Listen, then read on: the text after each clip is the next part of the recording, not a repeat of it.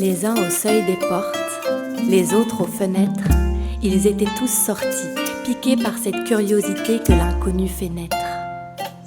Même les gosses avaient cessé de jouer pour la regarder passer tant elle était... Elle était vêtue de cette robe rouge, rouge latérite qui dessinait ses formes presque indécentes. Sa ligne s'étirait d'un bout à l'autre du village quand d'un geste ample elle se déhanchait de virage en virage. Ils voulurent l'effleurer, la sentir, en mesurer les proportions, donc ils s'en approchèrent. Elle était de terre faite, fière.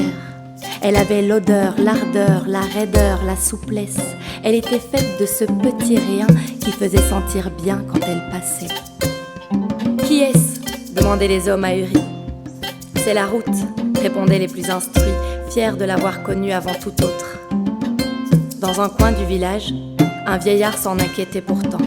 Les lignes qu'il traçait dans le sable suggéraient de rester prudent. Un camion passa. Les femmes s'exclamèrent, les hommes acclamèrent, les enfants se mirent à courir derrière le panache de poussière. À ses abords, les femmes avaient dressé des étals. Elles y vendaient de la banane, parfois du gibier aux routiers qui s'arrêtaient pour s'imbiber de vin de palme et pour cueillir sur les branches les jeunes filles à peine faites femmes. Le balai des dépassements, des croisements s'intensifia. Les camions passaient, repassaient, dépassaient, pressaient.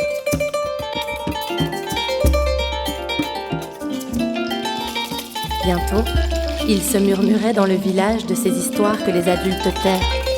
Mais ça, on aurait dû le taire. Ce qui touche au sexe est tabou, on en parle certes partout, mais on en parle tout bas. Un jour, par cette route arriva un officier qui leur brandit un titre foncier. La terre ne leur appartenait plus, elle était désormais la propriété de la compagnie concessionnaire. De cultivateur à ouvrier, il n'y eut qu'un contrat. Hommes et femmes travaillaient sans relâche, esclaves le jour, esclaves la nuit. Ils s'usaient au maniement de la hache qui mordait le bois, qui détestait le bois. Chaque jour, par bennes entières, les camions emportaient leur forêt. Leurs ancêtres, leur passé, leur façon d'exister, de prier, de crier, d'aimer. Et parfois même, les enfants par les excès fauchés. Les enfants, leur jeu ne meublait plus les jours ensoleillés. L'herbe envahissait le village et la poussière flétrissait les tombes.